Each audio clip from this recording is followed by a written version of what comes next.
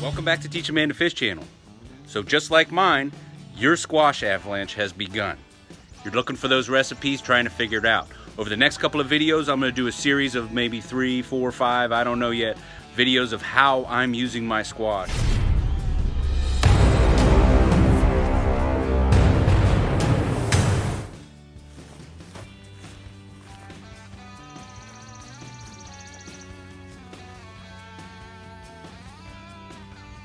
No matter what you do, no matter how hard you look, there always seems to be that occasional squash, or 2 or 3, that gets away from you.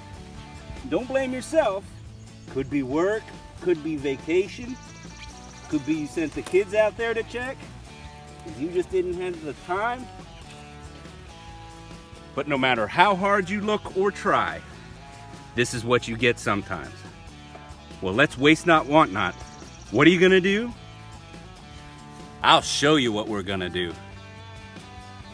Oh boy, zucchini boat quiche.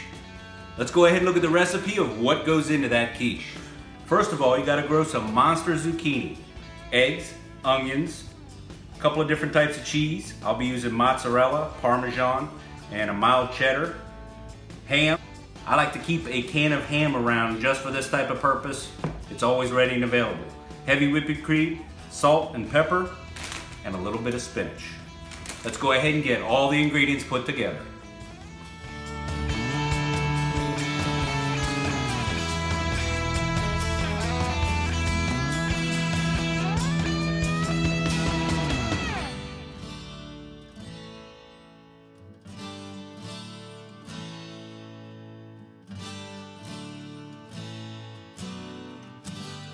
So there's a reason why I slow the video down during this portion of the filming. I've been told that zucchini is in fact 90% water. So when you're doing the baking of this quiche, you've got to get some of that water out, otherwise you're going to get a really watery quiche.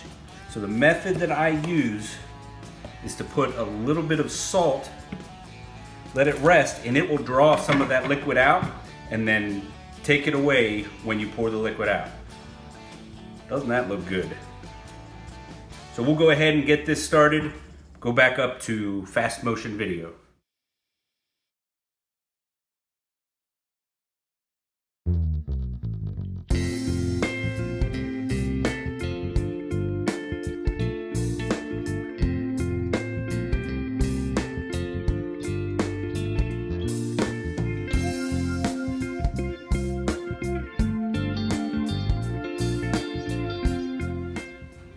Alright, so here you'll be able to see what happens with that salt and the amount of moisture.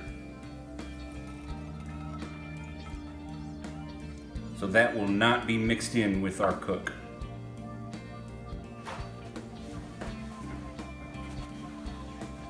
There it is. From this point forward, it's just an assembly.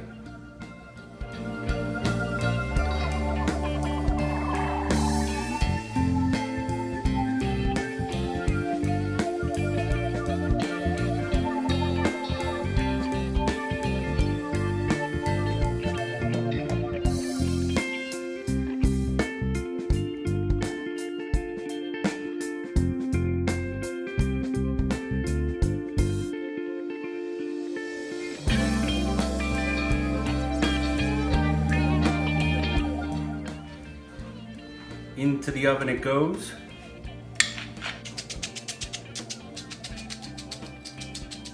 A little bit of leaking onto the pan, but you can see how we kind of leveled everything up by putting it onto the edges of the pan. Having a little bit of trouble with this one, keeping it level. But 350 degrees until it puffs up, gets a little bit crusty on the top, and we'll keep an eye on it as it cooks.